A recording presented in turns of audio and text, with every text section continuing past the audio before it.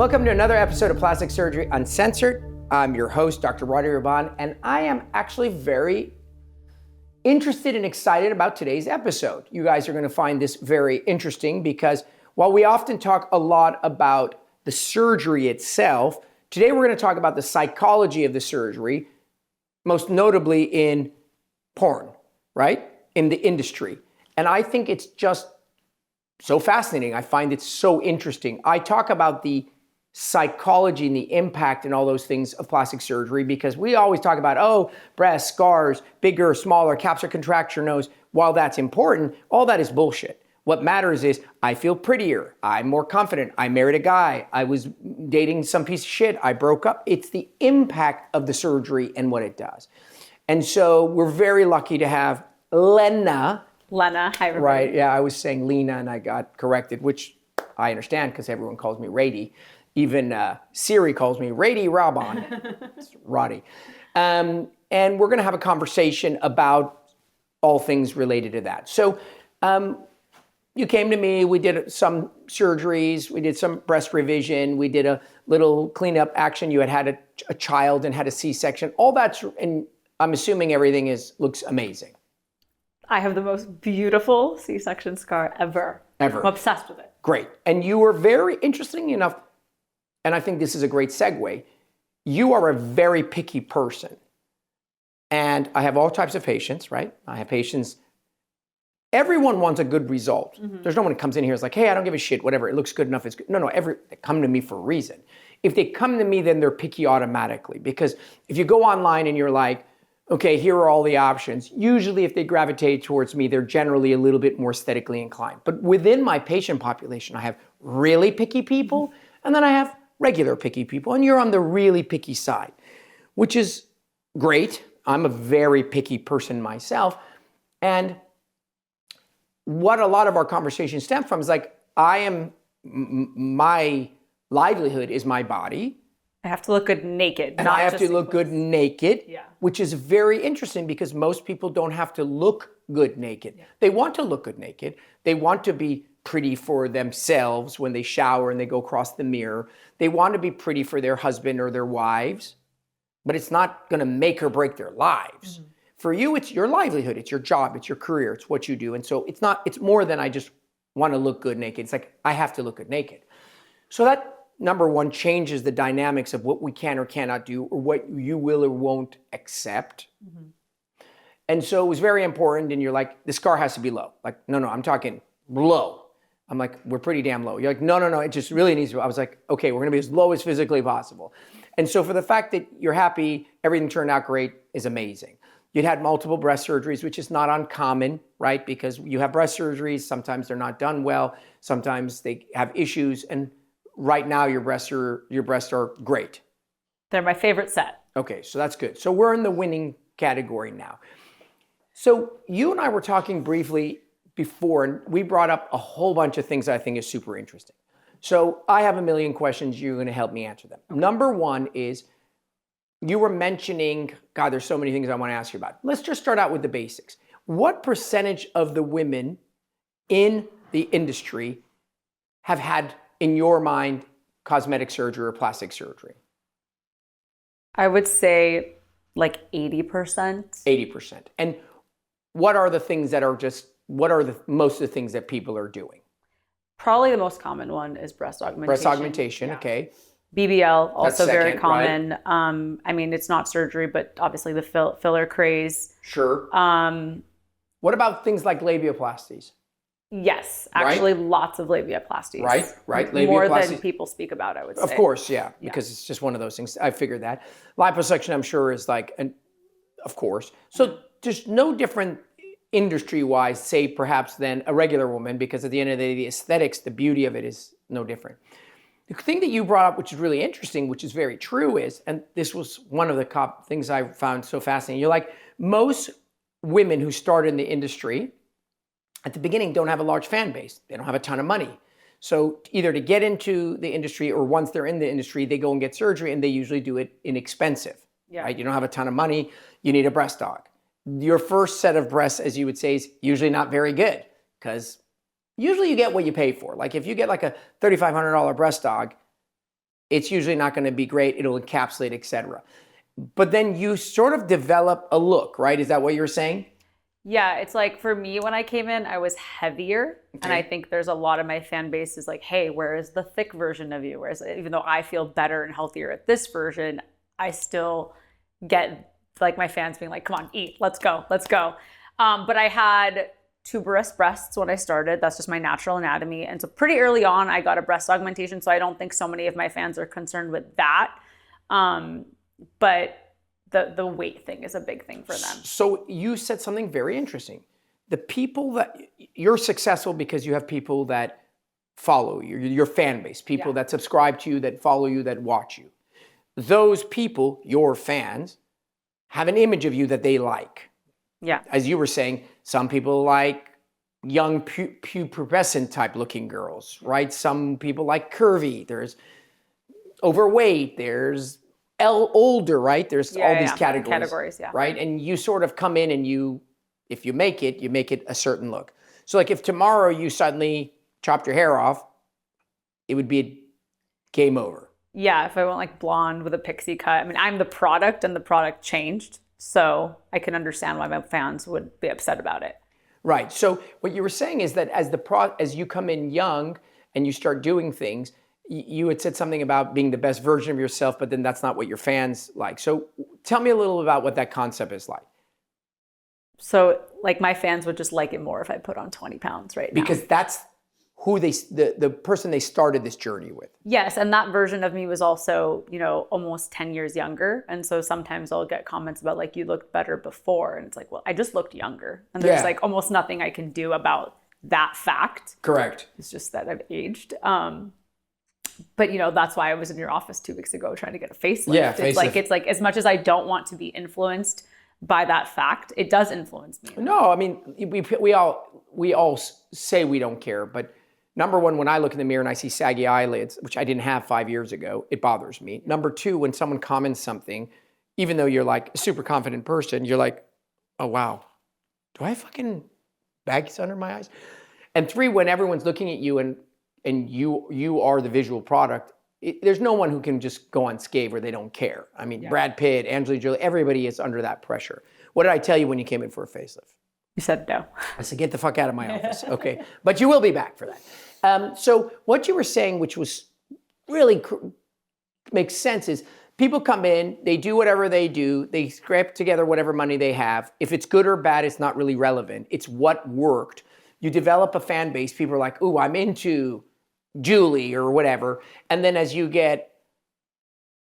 make more money and you make more progress, all of a sudden you don't like that version of yourself. So you start changing it and it can actually can backfire, you said. Mm-hmm. Yeah. I mean, if you're a girl who gets popular for being, 100 pounds, natural breasts, and then you go get a breast augmentation, you might open yourself up to a new fan base, but it'll really shut off a lot of the fan base that you are. And do you know girls that you've met throughout the years where that actually happened? It ended their careers? Not anyone that I could think of right now, but I know girls who've gotten bangs and then fully just started growing them out right away. Right. It was just, now you don't have to. Well, now you don't have to worry about that. You just go get extensions the next day, so you can. On your bangs? Can you do that? Can't you do that? Anybody know that? I don't know. What the fuck do I know? If I knew the answer to that, we got a major problem. Like I know a lot of things. I don't know anything about bangs. They don't grow them out. Yeah, I don't know about. I'm not sure about that. And then you were. What kind of pressure is there in industry that you think is different than, say, a traditional celebrity? So you're Angelina Jolie, you have pressures, people are looking at you, people admire you, you're constantly being viewed. You're in porn, you're also being viewed. It is something that you're both the product. What do you think is unique about that industry that doesn't apply to other? The thing that comes to top of mind for me is that, if Angelina Jolie was to go off and get pregnant, she can kind of just hide from the cameras for a little bit. She doesn't have to show her body naked. But for me, it's been something that I've thought about a lot is when am I going to continue my family and grow my family? Because my whole livelihood is determined by my physicality. Interesting. So you won't be able, and are women in industry successful at having kids and coming back and having kids and coming back, or pretty much when they have kids, it ends their career? How does that work? Of the friends that I know that have kids, they have gone and have kids and come back. But I think that in a lot of cases, they maybe would have wanted to have more kids, but they also need to work. And so for me, that's what's happening with me is like. So you would have you have how many kids? I have one kid and I got pregnant February 2020 during a shutdown. Okay. So it was like great timing. Great timing. So you're like, if only we could somehow conjure another pandemic, I would have another child, my pandemic baby. So when are you going to have another kid? Well, I don't know, because now I have this beautiful scar that you fix. And that's the other thing is like you have the baby, you get your body done, right? I fixed my breasts because I breastfed for 3 years. I fixed my cesarean scar. And then I'm like, okay, now I want to get pregnant. Well, yes, let's undo thousands of dollars of surgery. That's very true. And all the the care I took of my body to just go and do it all over again potentially it's tough. Yes, that makes total sense. And then, so people have there's a lot of sort of misunderstanding about different aspects of industry. And you were saying that it's not, do you think the girls who are in industry are mostly doing things that they like and then they get to go out and get admired for it or not? Or they're doing things to be admired, like they don't really like the way they look, but it works for them for their fan base?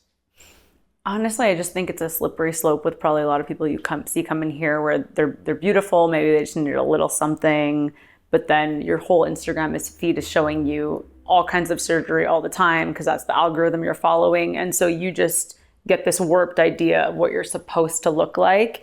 And slowly but surely you move towards it without even realizing like what you've done. And I don't think that girls' fans necessarily want that. I think it's more of something that's happening internally. Right. Have you seen, and that's another thing, because I have other patients who, everyone who follows me and knows me knows that I don't participate in any, like I don't care if you bring me a suitcase full of $8 million. If you want to do something, I'm like, are you fucking great? Like that's going to ruin your body. I won't do it. But they get it done. I've had several patients who came to me and asked for X, Y, and Z. I'm like, no, it's a bad idea. You're perfect. And then they show up to fix X, Y, and Z. Of course, I'll help you once you've already made the mistake. I wouldn't have done it to you.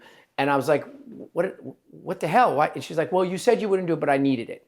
And I had it done, and now I regret it. So how do you know, I think like, I would think that it would be never ending. As an adult film star who's always naked, you would think like bigger breasts. I got to get bigger breasts. I got to get more liposuction. Oh my God, I have a wrinkle. Like, we're talking hyper focused on your physicality. Yeah, it's really sad. When I show up on set and there's another girl always, it's like we get undressed and as we're putting on our lingerie, we're just talking about all of the things that we want to fix about our bodies when we're being admired for our bodies, we're being paid for our bodies, and it's just so ironic. It's like a girl showing me a tiny little lump from a previous lipo, and it's like, oh, I need to go fix this and this and this, and I'm just looking at her like, wow, you're so beautiful, And I'm doing the same, and she's commenting on me like, no, you don't need that, but it's just like you have to believe that you don't need it in order for you not to go get it done. But aren't you getting a ton of comments as well? Like, back in the day, it would just be viewed. Yeah. Right? You weren't interacting with the fans, were you? Weren't you? It was an adult film, like you would post something and it would go into whatever method people would watch it, but they weren't writing you DMs and comments. Well, so now you're getting like feedback from people. But I think sometimes, so for example, with me, I lost weight and now my ears look bigger and my fans are all commenting on my ears, right? Like this is something that I didn't necessarily notice about myself so much, which someone might be looking at me like, your ears big, how'd you not know? But so it's like my fans are commenting on this thing and I don't really care, but then there's things I notice about myself that my fans don't notice, or like among my peers, they are picking on themselves, and it's little things that like a male would never recognize, But it's just like we are so hyper focused on our bodies because we are, in most cases now, it's not just like a big major company filming something of you and putting it out. It's like you are filming yourself, you are editing yourself. Oh, is that right? So you are, if you sell your content on OnlyFans, you might be the one filming on your iPhone and then also editing. So you have to watch yourself back. I make it a point to not watch myself back because I know myself.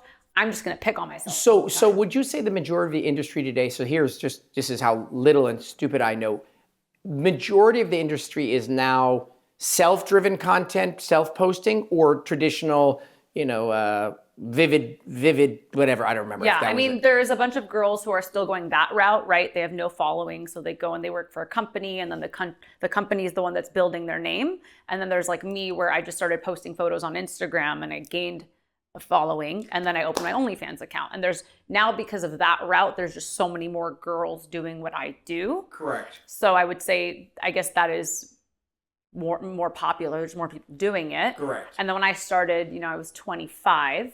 And then now that OnlyFans thing has become so big, so there's just so many more girls on it. And those girls are launching their accounts the day they turn 18. So I am like ancient. You're ancient. But is there, in your mind, in the world of adult film, isn't there another whole new market for that? Isn't that how that works? Like, how do you, like, oh, they have MILF, they have overweight, they have, like, you think, like, oh, you're 100 pounds overweight. The last thing you'd be doing is adult film. And you're like, oh, I have 800 million followers. Yeah, there's something for everyone. So what I'm saying is I wonder if it just isn't an evolution to the next phase of whatever it is, right? You were young and now you're getting more mature. Yeah, I guess for me, I don't necessarily know if I feel comfortable like leaning into the MILF thing. Well, you're not there yet. Well, you're in mid-transition. No. I mean, I feel if you can be in the industry and be 25, but if you have like 1,000cc implants, you're on MILF. You're the stepmom. Is that right? Yes. And you're casted that. So I work for myself, so I only cast myself as myself. But like if I worked for a company, that's what my agent is going to book me for. So let's talk about these agents now. So let's talk about how much influence do agents have on girls and their plastic surgery? So you go to an agency, you say, listen, I want to get involved in the industry. They say, okay, we need you to gain weight, go get a breast dog. You got to fill in your hip dips. And is that how that works?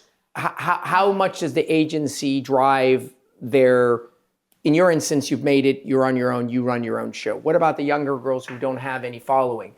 I can only speak to like stories that I've heard. I think that the way it works with agents is like, a girl calls them up and they're like, hey, I'm interested. And the agent's like, all right, I'm going to put you on 3 sets next week. Let's see how you do. Because some girls might be like, oh, I'm uncomfortable about in front of the camera. I thought I could do this, but I can't.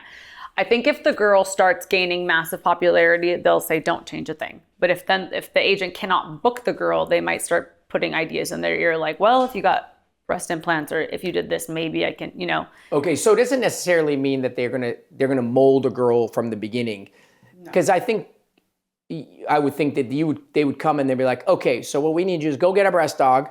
Your breasts are too small, and yes, I think you're a little fat in the love handles, and blah blah blah. Somehow I envision the producers or the directors telling these poor girls that they need to do these things, but you're saying that not necessarily. That however they show up through the door, they'll give it a shot and see if it works. Yeah. If it sticks. I'm not saying that an agent has never told one of his girls like, hey, you need to lose a little weight. I'm sure that happens all the time. But I think it all just depends on if the fans become attracted to this girl, because they, like for me, I was bigger, right? At the time that I got popular. So how much bigger is bigger? Because you might have been 7 pounds bigger and you're like, I would say like 20 pounds bigger. How tall are you? 5'1". How much do you weigh now? 125. Okay. I mean, it's not bigger, but okay, 20 pounds at 5'1", I got you. You were curvier. Way curvier. My thighs were bigger. My butt was bigger. Like in the areas that people generally want to be bigger, I was bigger. So now it's like, oh, your butt is so small now. Even though to me, it's a big butt still. I got it. So you got that. So that's so fast. See, that's the thing that I don't think other people understand is like, you are recognized for whatever it is. There's a group of people that find this attractive, right? That's why when you open one of these things, there's like billion categories, right? And then if you change that, those people don't find you attractive anymore. And all of a sudden now maybe you made it another category, but like, you got to stay your part. I didn't understand that until you mentioned that to me. That what are we doing with all this Ozempic stuff? I think everybody would go in the skinny category. Like, I mean, let's say listen, most people aren't curvy by choice. Curvy not in the sense that we call it now. We call everything curvy. Yeah. If you're overweight, you're overweight. We call it curvy because it's got a nice sound to it. But if you're 40 pounds overweight, but in industry, it may actually work for you. I'm assuming there are people that are curvy and overweight, and they're killing it as far as fiscally and financially. What happens now when you can just take a shot and lose all this weight? What's happening in the industry? There's definitely a lot of girls that I'm friends with who are bigger, and a lot of the bigger parts of them are because they're carrying all their fat in their butt and their legs, and they would like to be on the shot, I think, to, you know, maybe have their upper body or their stomach be smaller, but then they're like, I'm going to lose my butt and I'm going to lose my fan. So they actually have withheld from taking the shot, losing the weight because of fear of actually changing their body sufficiently that it would change their fan base. But I also think they like their butt being big more than they like themselves being thin as well. It's also that I understand, because there is always that duality irrespective of the shot, right? Yeah. Patients come in, they're like, I want to lose more weight, but I just happen to lose it in my butt.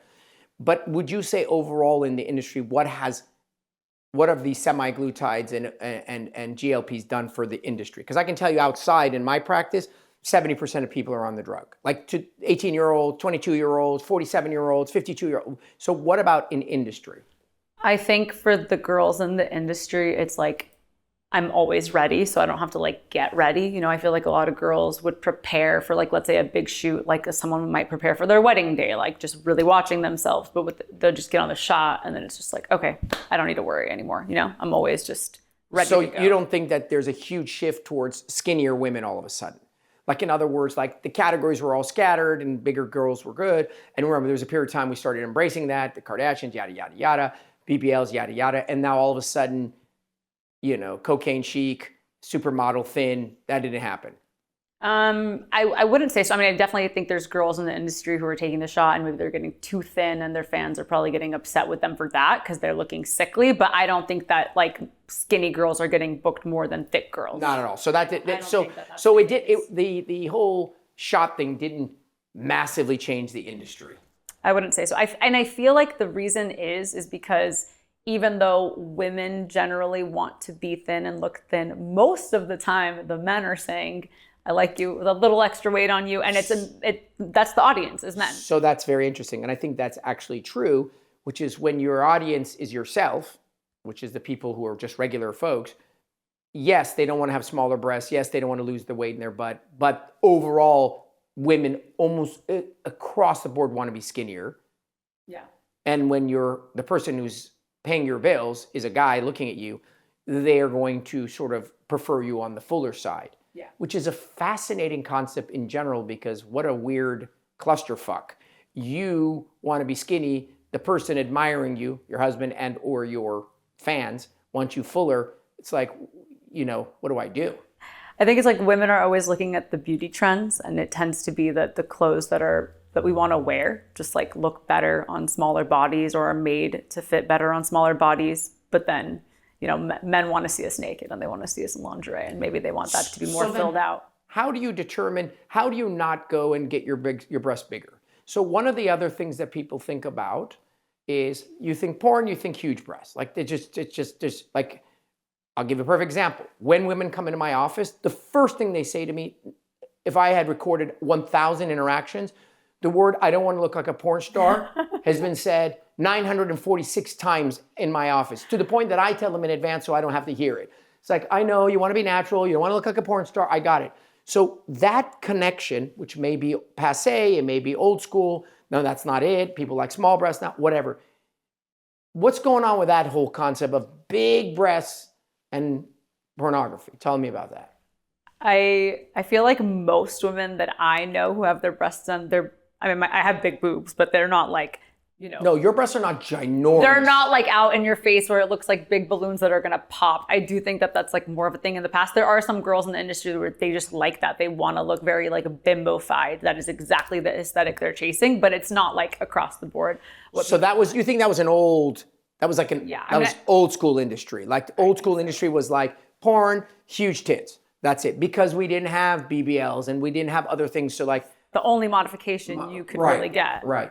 And you don't think that that's in the world of all the women that are out there that represent the adult industry, you don't think that that's still a substantial, like it is a look, but it's just one I feel like it's more fringe. I feel like there's just like a set of girls who are like, oh, I know in 5 years I'm going to get bigger ones, and they just want to keep going bigger and bigger. That was never me. Like, I want to be able to go hang out with my family and just look like a normal person.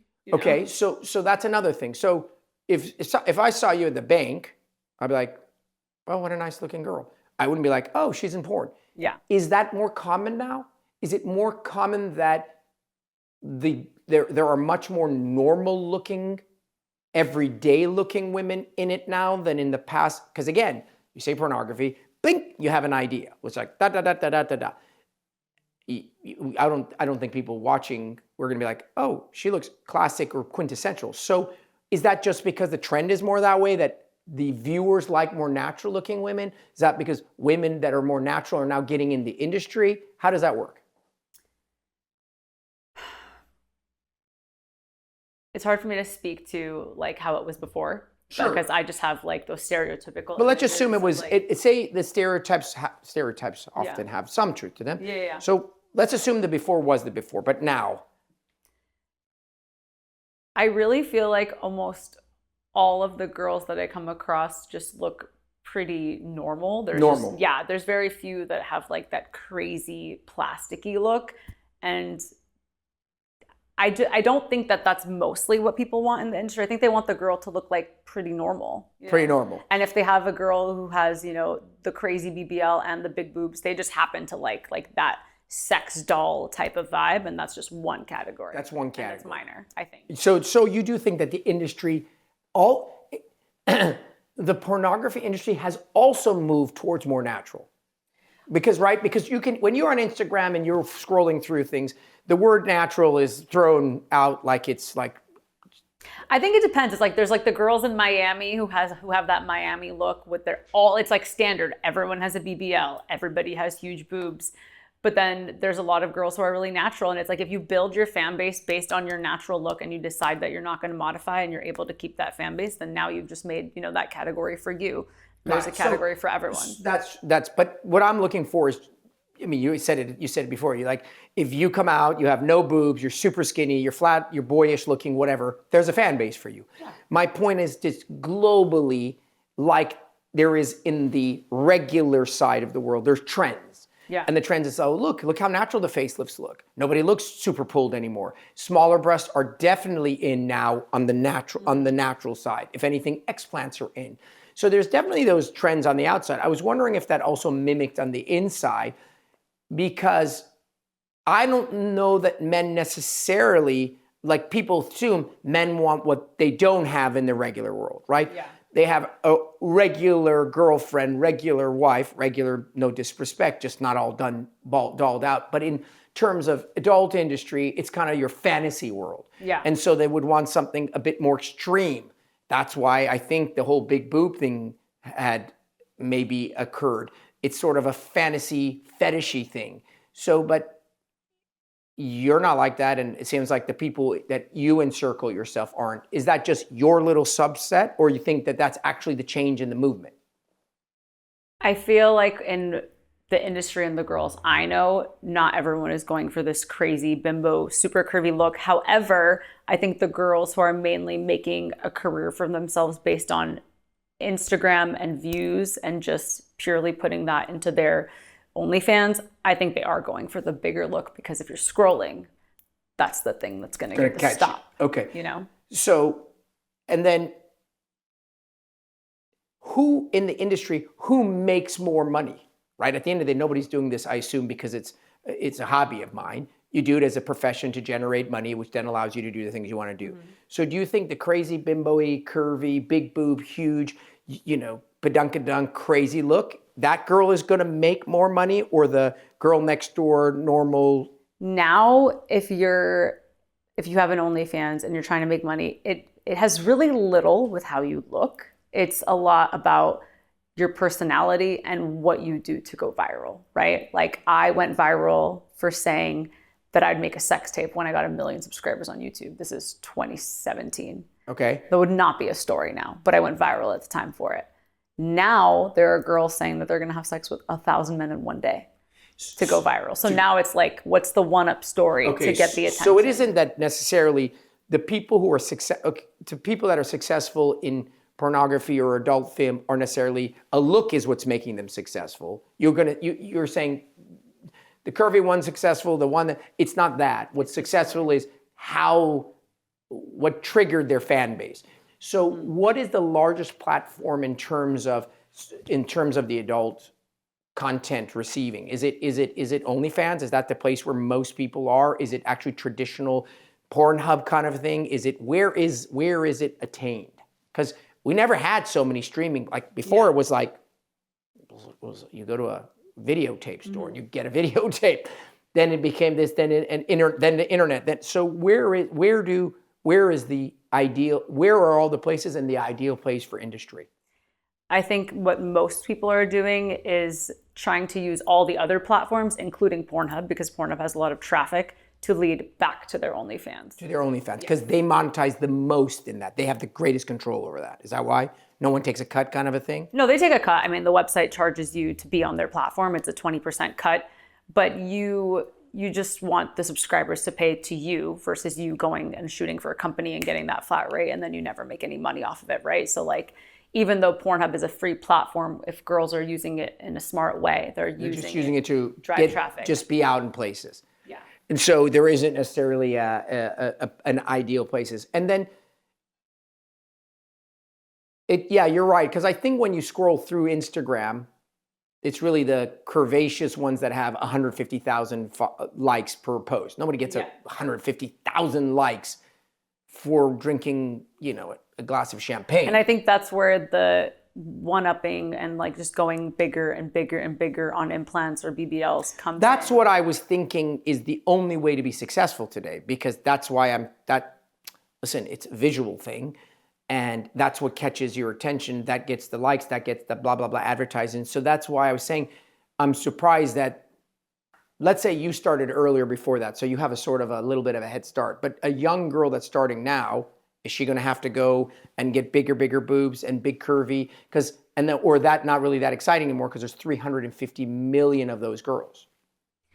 It all depends on how she gets popular, right? Okay. Like if decides to be a streamer, streaming is big now. And like, there's just so many big platforms on there. If she just works with one streamer one time and she gets known in this space, and then all of a sudden she's popular. And then a lot of girls are just like, planting stories about themselves, and some of them might be true, some of them might not be true, but it doesn't matter because if people are talking about it, then they're just going back to this girl's OnlyFans. Got it.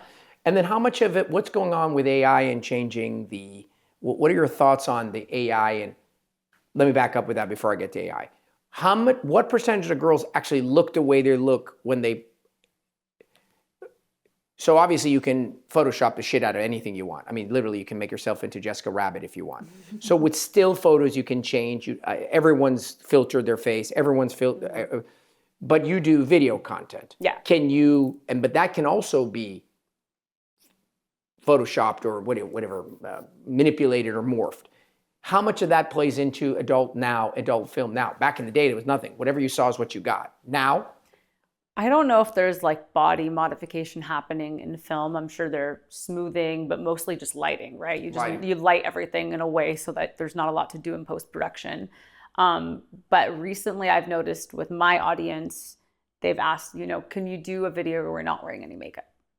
They just like, I think there's a craving for the natural or the realness where you like could just have been their girlfriend and you come, it's like, if it seems too unattainable, then it's not as attractive to some people. Interesting. So it's not if it's too polished, it's not realistic. Exactly. But you don't think that, like, you don't go to a shoot and be like, oh my God, that's Susie K?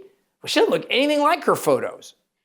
Because I would imagine, because I see people come to my office all the time, right? So it happens. I don't have a ton of industry people, right? It just isn't the makeup of our practice. As I said, when I started, the first thing I said when we started this episode is, you're very picky. So your pickiness trumped, and you're successful, so you make enough money or whatever. But our practice isn't really, I don't think I've ever had 3 OnlyFans patients in my whole life. I know other practices, their whole practice is OnlyFans. Yeah. So I don't know, but I wonder,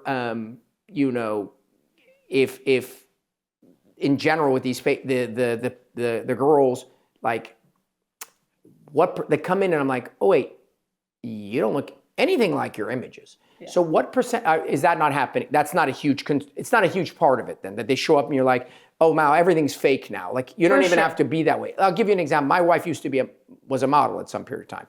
She's like, if you showed up to a casting and you were not identical to your photo, they'd kick you out. That's crazy though, because in most of the photos, the girls are wearing makeup and they're well Doesn't lit. matter. You need to be skinny, tall, no cellulite, no acne. Yeah. You have to be your image. You can't, like, nowadays, you don't even have to, you can be whatever version, they just alter everything. So is that not a huge game changer in the industry?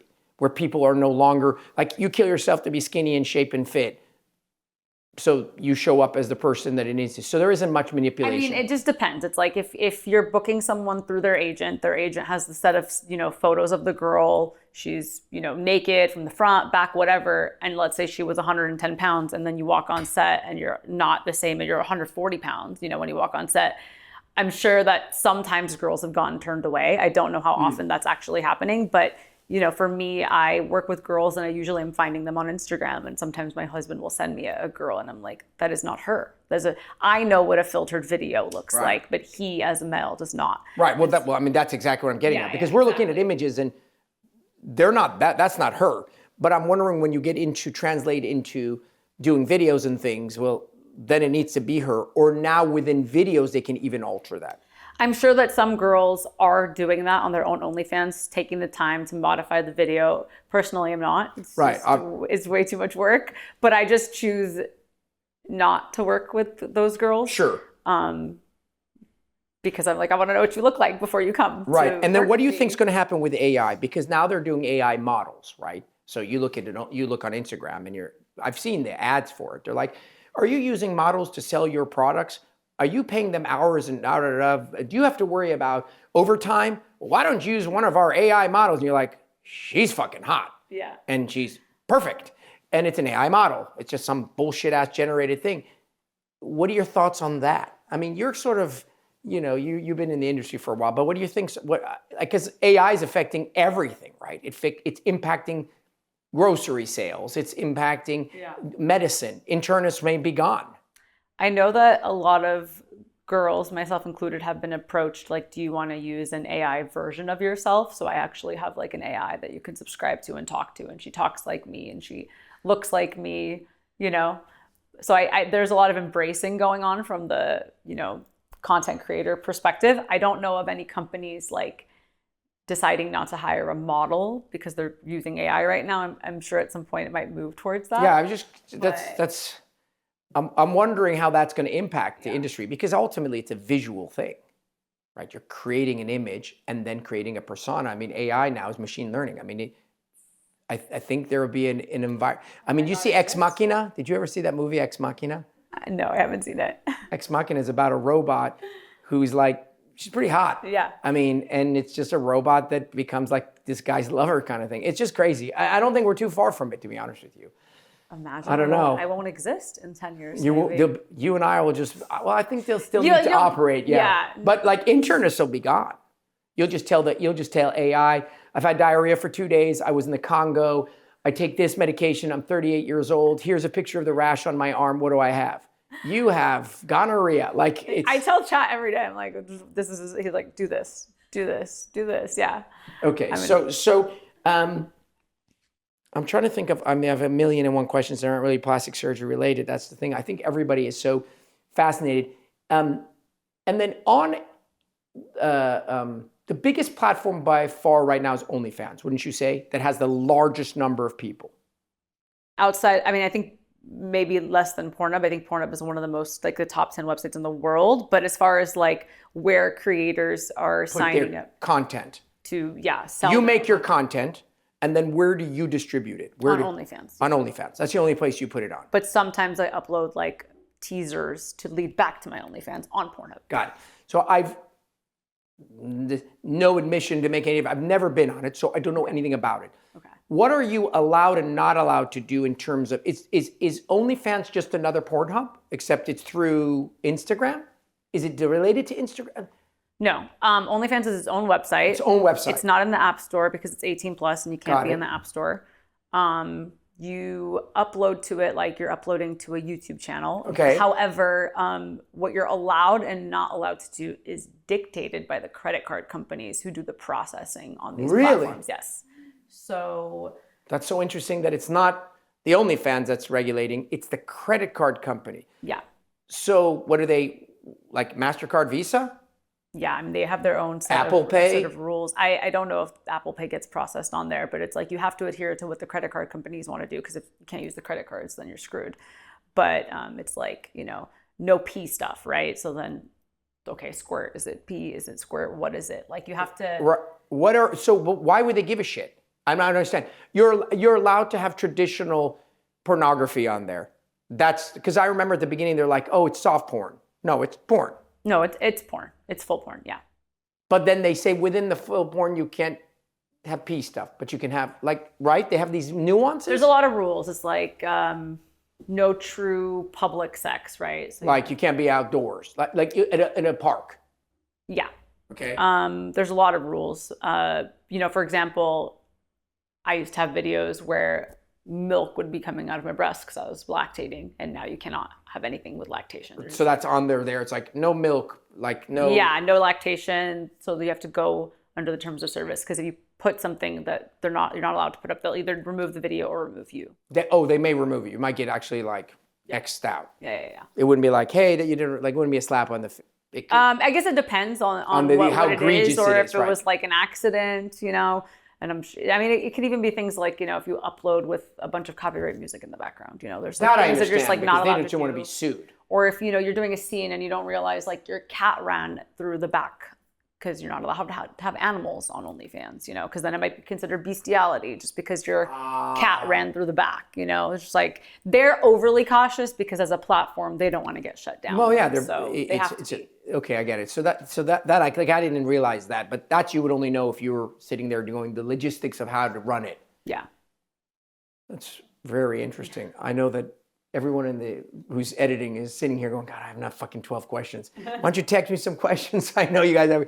This is a very unique opportunity to ask her, and she's so articulate and so poised and well-versed on it. It's actually... I'm nervous because I'm speaking on the whole industry. I hope I have all my answers correct. Your answers are correct. And actually the fact that you were able to articulate, I don't think people, I'll tell you this much, I don't think people who listen and or watch this episode, I think they're going to be like, I wouldn't have put 2 and 2 together, because I would tell you that 99%, myself included, you say pornography, I have a thought. We're drug addicts. We're living under the highway. Right. We're, you're married. No. You're married. Yes. You have a child. Yes. Right. What the I have a degree. I have a great relationship with my family. Like your husband and you are tight. Yeah. He's involved in your work. Yeah, we work together. I mean, we have a podcast together where we have a guest on and we interview her, and then we have sex at the end. So it's like a real porn podcast. But this is... And people are like, you met your husband in porn. I met him right before I started.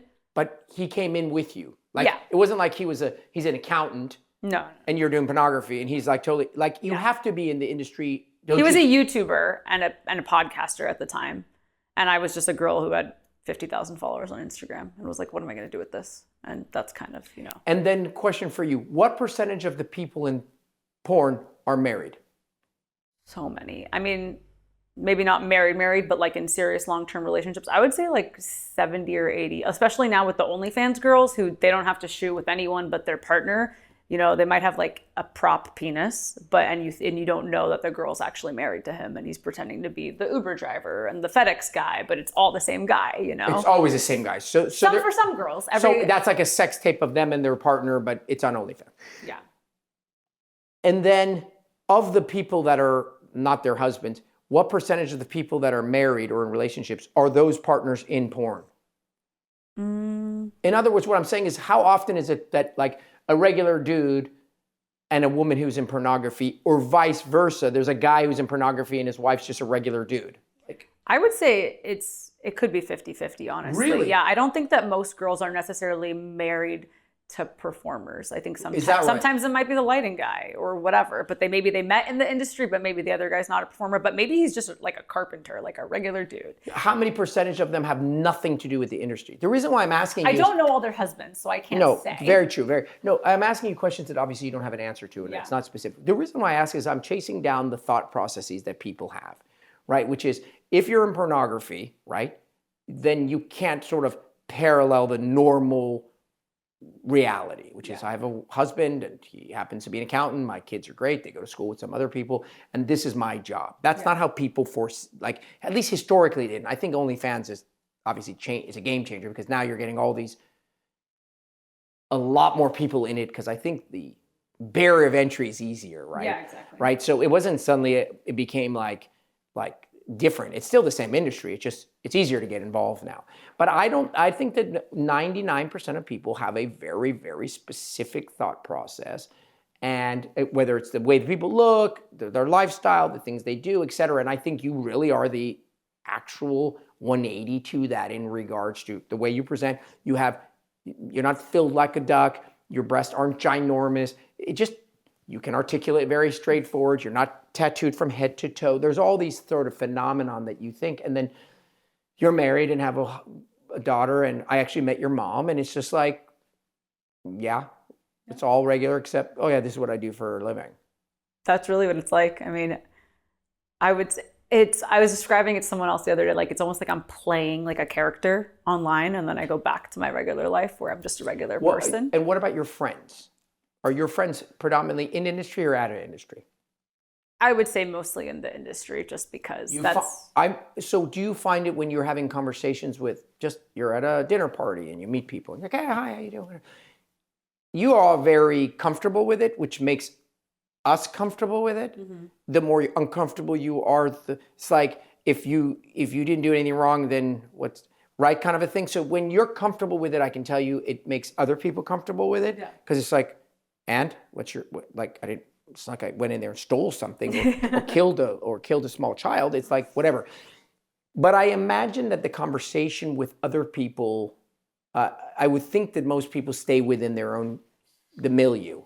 Well, it's hard. It's like now I'm a mom and my daughter's in school. So I do worry about, I want her to go to private school. I'm like, how is this going to go? Right. So I don't ask questions because I don't want anyone to ask me questions. I'm a stay-at-home mom, okay? Like, I don't know. I don't know how I'm going to move around in this space. But yeah, that'll be interesting. I think that'll be an interesting phase for you. And what do you, and then with your daughter, right now she's how old? She's 4. 4. Okay, so she's almost the same age as my son. When she becomes 10, 11, and she starts to recognize these things and starts to understand, what is your dialogue with her? Obviously, you're proud. You don't have anything to hide. Would you be cool if your daughter decided to do that? If she went into industry? I don't know. Have you thought about it? I've thought about it a little bit, and I think the things that I've thought about that make me want her not to do it, or more like how it's affected my body image and the fact that I'm constantly thinking about my appearance. I can tell you right now, as a very well-respected plastic surgeon, your body image is no different than the average person's body image. So I don't think your body image, if you came in here and you were more of a classic, humongous breast and you're at like 700 cc's, you're like, I don't know, Dr. Rahban, I think I need to go a little bigger. I would tell you that you've skewed past there's no such thing as normal, but out of the range of 2 standard deviations. In other words, if right now your lips were humongous, if anything, you're less done. So the fact that you look at yourself and you're like, God, I don't know, I have a wrinkle here, whatever, that's just because you're critical.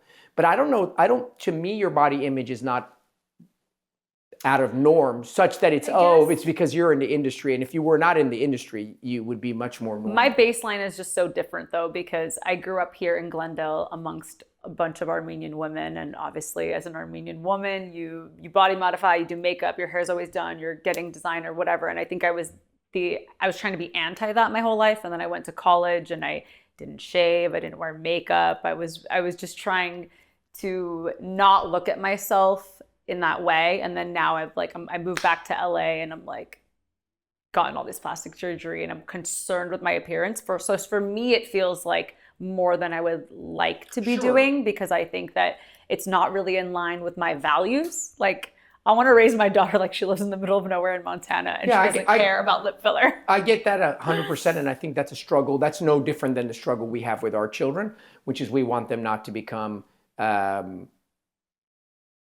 lost in the superficiality of today's world. Yeah. But specifically the other aspects of the industry, and if your daughter wanted to do it. Like, for example, you and I talked about STDs. You're like, dude, we get tested every day. Like every 2 weeks we get tested. I mean, for me, it's different. It's like I've only ever slept with my husband and 2 other men in 10 years.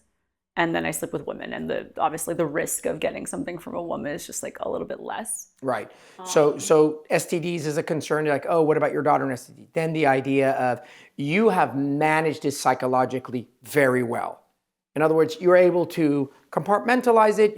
To me, you don't seem disassociated, right? There's this idea of disassociation. Like, I'm talking to you, but you're really not here because this is such a unusual experience for us that you have to dissociate from yourself. You're like a regular, hey, how's it going? Totally normal. Yeah. Maybe your daughter won't have that psychological capacity. And what if she went into it and whatever? That's the things that I think, I wonder if you'll want your daughter to do it. Because do you think all the girls that you interact with are managing it as well as you do? Do you think, because you're doing it ultimately fiscally, right? It makes a good living. I think my initial interest was the freedom financially and with my time as well. I was working for someone 10 hours a day behind a desk and I was not making very much money and I was unhappy. And now I dictate my schedule. I work 3 days a week and I take like random sewing classes and I have a garden. Like I can do whatever I want with my time and I can take 2 vacations a month if I want. Initially, that's what you wanted to do. But now obviously, yeah, financial is like financial. I'm like, I already made the mistake by everyone's standards, right? Like it's all online. I can't go back. Right. So I'm going to take this as far as it goes. So I might as well make the most of it. Yes. So let's say you win the lottery tomorrow. You have I don't know, more money than God. Are you out tomorrow? I think so. Tomorrow. Is there anything about it that you enjoy other than the fact that it makes a ton of money and you don't have to work that hard? I mean, I have fun. I have fun when I'm having sex with other people. So it is enjoyable. Yes, it's enjoyable. And then I think for me, since I do a podcast, like last week I did 2 podcasts with couples and then they did a scene after. And it was just like learning about other people's relationship dynamics and the psychology behind all of that. Like I had fun doing that. Right. But if I had like, right now it's like you're grinding out a certain amount of scenes every month. And if I didn't have to worry about hitting a quota or whatever, that would also be nice. Yeah, but you wouldn't necessarily just bow out. No, and I'm in an interesting position where I'm considered sort of like an influencer in the space where I have my audience that is not watching me for porn. They're watching me just because they like me and they've been following me for 10 years and my relationship and my whole trajectory. So then I can sort of lean into that if I really wanted to. Right. Okay. And it's interesting to see and then the other girls that you interact with, do you find that they're pretty well adjusted or do you think they're unhappy? Do you think, because for a person in whom their sexuality is more traditional, like I have my intimate partners, it's private, I like to keep this inside of me, I don't want anyone watching me, right? They would think that it's, if I had to do it, I would be uncomfortable. It would weigh heavy on me. Do you understand what I mean? Yeah. So I wonder, are there other girls, I'll give you an example, it's totally different. Prostitution, for example, like the girls are doing it for money. They don't want to be doing it. They're doing it. They're making money, but you can tell they're unhappy, right? They're like if you sat down and talked to them, they're carrying a heavy burden of. So I'm wondering how many people in the porn industry are not just so as well adjusted as you and like, hey, I'm totally fine. My husband, my kids. I honestly think that the girls that I know are all happy to be doing what they're doing and they're well adjusted because I think if they weren't, they wouldn't make it. They'd be out after a few scenes or whatever. It's just. You think anyone who makes it long enough can only make it if they've adjused to it because you can't certainly, it's like I couldn't do this more than a few times. Yeah. I mean, I think that there are girls who have come in and left and then said, I wish I didn't do or whatever. And that's why they left. And I'm sure there's some girls who maybe do want to leave or they're sick of it and whatever. But I think most of the girls that I know are happy, they enjoy their job, and they're excited to be there. Okay, well that's very fascinating. And I think all these things that I asked you are not what one would think. Yeah. Does that make sense? Like they wouldn't think all these things. You think all these people are all miserable, but they have no choice because they need the money. It's like, no, actually we enjoy doing it. It's its own thing. So I could ask you 100 more million questions, but we're already almost at the hour mark. And I really appreciate your your transparency, candor, and easiness of your own subject matter. I think that when you do something in life, whatever it is, you hope to do it in a way that, aside from being excellent at it and you're proud of it, whatever, that you can communicate what you're doing in such a way that other people are like, they can ask you anything and feel fascinated about it. Because the truth is, it's like, if you have a daughter and you're going about, you want to feel proud of what you're doing. You shouldn't feel shame about it. And when you don't feel any shame, you're able to communicate it. It's like, if anyone wanted to ask me a question about plastic surgery, I'd have zero hesitation about talking about, oh, but you're altering people's images and they should love themselves. I have no issue talking about any of that stuff because I genuinely believe I'm doing something I like and it's good and whatever. So you do an amazing job of articulating that. Is there anything else that you think people misunderstand about adult film individuals? Is there anything else that you think is like, I think we touched on a lot of things that are misunderstood. Is there anything else that you commonly hear that's not accurate? Like, for example, and this will be a last, people assume that I'm a plastic surgeon, I'm going to be sleazy, and I'm all about money. Like, oh, I probably drive a Lamborghini and I just think I'm hotter than shit and I'm God complex, right? And that just isn't true. That isn't true. I don't give a shit about your money. I have the highest level of ethics and morality, and I could care. No one will care more of you than me when you're under anesthesia. Mm-hmm. So it's not true, but that is a stereotype that is associated with plastic surgery. Is there anything else about you? One last thing that people should know about you that you're like, that's like, oh, I didn't know that. That's very about me specifically? Be in the industry. Oh, I mean, I feel like with the industry, the one I hear the most is just like, they must all be drug addicts. And just, I'm sure there are girls who do drugs, but I just like, we're not around drugs all the time. If you come to set and you even seemed like there was slightly anything up with you, you're out of there, you know? It's like, we don't mess around with that stuff. Right, so it's a highly professional group of people. Yeah, and we care, because we care about consent, we care about making sure that everything was done consensually, so no, we do not mess around with that. So I just, I hear the drug thing, and obviously there's people who do drugs in every industry, I'm sure. Yeah, I mean, there's guys that, every year there's a doctor who will die in the operating room inhaling some anesthetic or shooting himself up with some propofol, so it can't get any worse than that. Well, I think that was an amazing episode. We're so grateful. Thank you for coming. And yeah, that's very fucking cool. All right, guys, that's yet another episode of Plastic Surgery Uncensored. As always, 2 things I ask you for. Number 1, if you love our show, do not end our show without writing a positive review. It makes a huge difference. Aside from me and our guests, we have all these people in the back here doing work, and they love to read these things. It makes them feel great. We're here on a Sunday. Nobody wants to be here. And so it makes everybody happy. The second is, you never know who you love or care about is going to do plastic surgery until it's over and it's a disaster. So forward our show to everyone you know, because I think the information that you hear is almost always going to set them in the right direction. All right, guys, well, that's yet another episode of Plastic Surgery Uncensored. I'm your host, Dr. Rady Rahban. I will see you next week.